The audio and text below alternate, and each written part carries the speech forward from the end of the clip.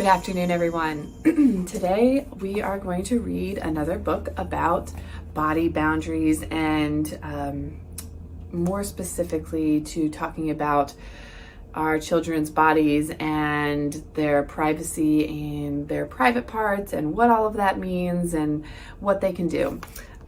So I have had and read this book for several years in different settings and wanted to make this available to you and make sure you are aware of it. So this is a fairly old book. Let's see here. Copyright is something that I can't find. 1984. I think it's 1984. So without further ado, we will get started with My Body is Private by Linda Walvoord Girard and pictures by Rodney Pate.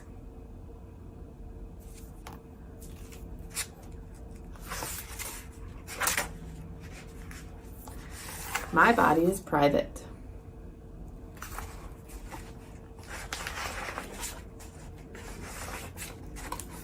Some things in the world are private. Whatever has my name, Julie, on it is mine. That means don't touch and do not disturb unless I say you can. Nobody else uses my toothbrush, I told my brother Rob. It's private. Yuck, he said. Who'd want to? Today a letter came for me. Nobody else opened it. I got to do that. A person's mail is private. It was an invitation to Susan's birthday party. Not even my dad knew what it was until I told him. At our house, when my door is closed, it means private, please knock. My brother Rob has his own room. It's private. He can look in the mirror and comb his hair all day if he wants to. My parents close the door to their room sometimes.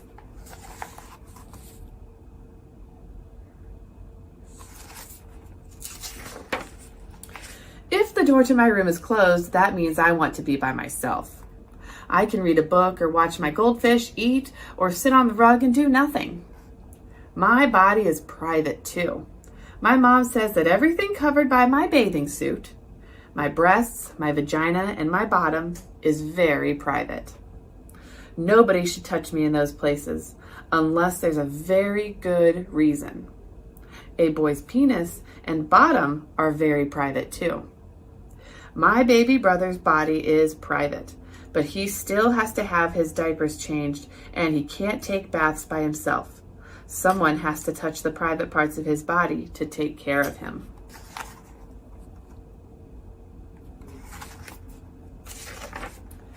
I'm not a baby anymore. Most of the time I could take care of myself. Sometimes the doctor has to touch my bottom for a checkup. But my mom asked him to tell me first if he's going to do that. My mom and dad say if anyone else starts to touch me any place and I don't like it, I can say no.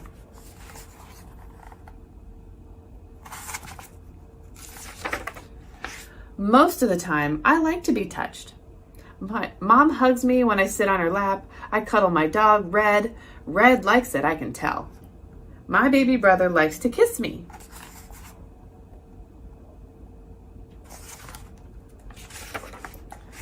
Dad and I like to dance. He's teaching me the old-fashioned way. I sit close to my babysitter for stories. It makes the stories better. Snuggling up. And I like to hug my teacher.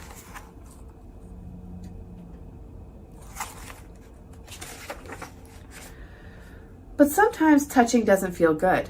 Last night, Rob tickled me more and more until I could hardly get my breath. At first it was fun. But then my stomach started to hurt. He had my arms pinned. Stop, I said. He kept right on. Stop, stop, I yelled. Rob, stop it now, Dad said. Julie doesn't like it anymore. Aw, it's only a game, Rob said. In this family, Dad said, with any kind of touching, if somebody says stop, that means stop.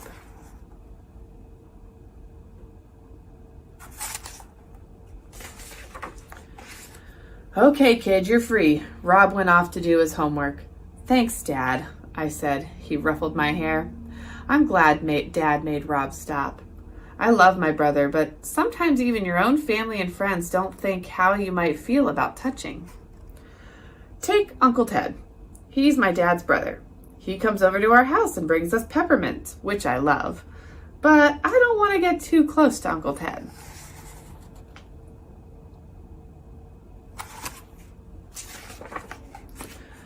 Uncle Ted used to sit me on his lap and pat and rub my arms. Pat, pat, rub, rub. I didn't feel good. It didn't feel good, and he smelled like tobacco. After the last time Uncle Ted was here, I asked my mom, do I have to let Uncle Ted put me on his lap? Because I don't like it. Of course you don't have to, she said. You can say no. But Uncle Ted will think I don't like him. Mom frowned. The important thing is your feelings. Uncle Ted will understand. I could tell him for you, but I think you can do it. Just say, no thanks, I don't want to. Next time Uncle Ted came over, he started to put me on his lap. Out came his arms, curling toward me. No thanks, I said, I don't want to. I stepped away. Uncle Ted stared at me. My heart was pounding.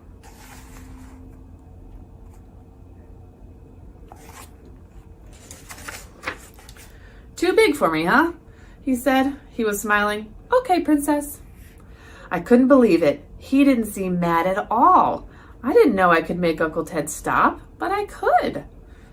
When he left, he patted my head to show me he was still my friend.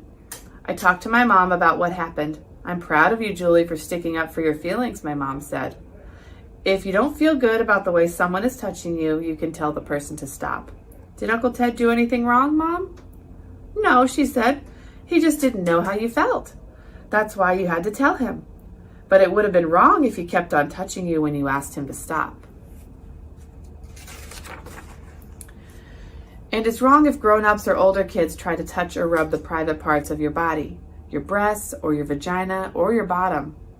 It's wrong if anyone says, pull down your pants, or pulls up theirs, or pulls down theirs. Or if someone wants to take a picture of you without your clothes on. Ugh, I said, who'd ever try to do that? It might be a stranger, or it might be someone you know, like a babysitter, a friend, or a teacher. Mom said, or even someone in our family.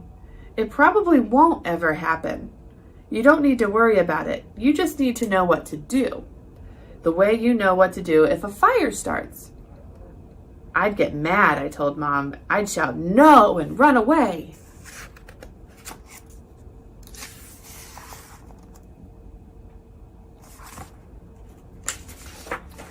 Good, she said. And you must come and tell me what happened. Sometimes it's hard to make a person stop acting that way. He or she might pretend it's a game or say you'll get in trouble if you tell. The person might try to scare you. But if someone touches the private parts of your body, I want to know. No matter how scared you are, no matter who it is, I don't care if it's Santa Claus, you tell me. And if I'm not around, tell Daddy or your teacher or some other grown-up that you trust. If one person doesn't believe you, tell someone else. Never be afraid to tell. No matter what happened, it's not your fault. You won't get into trouble. Mom, I said, I'd never keep a secret like that. That's my girl, Mom said. If you keep it a secret, no one can help. Now hurry and get ready for bed.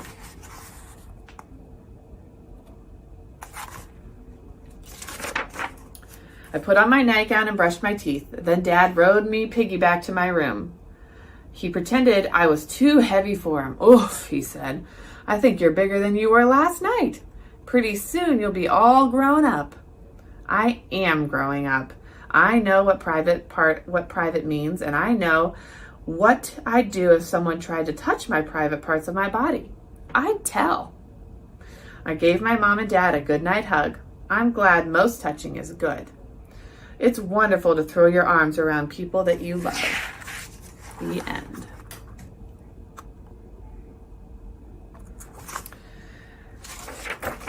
And there's a little note to the parents in the back of the book that you're more than welcome to read. So this book is very good for any child. And as you heard in this book, there is talk of private parts and what the actual names of the private parts are. And I strongly encourage and recommend that parents talk to their children about private parts and what they're actually called. Even if you have pet names for them or names that are not the anatomical names, it's good for them to know what they are. We don't want a child who's gotten up the courage to tell somebody about something bad that's happened, to tell somebody a name of something, a private part that sounds like something else, right? Like I've heard people call it their cookie. Well, if you're trying to tell a teacher that, somebody touched your cookie, do they know what you're talking about? We want, it took a lot of courage for them to speak up and say something like that. So we want them to know what those parts are called and be comfortable saying them.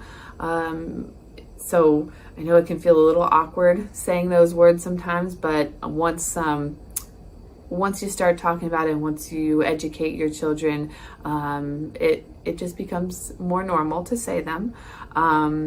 But that would be a recommendation as far as how to talk about private parts and helping them to keep them private and what to do. We know that these things can happen, and this is an older book, so it's not even talking about technology.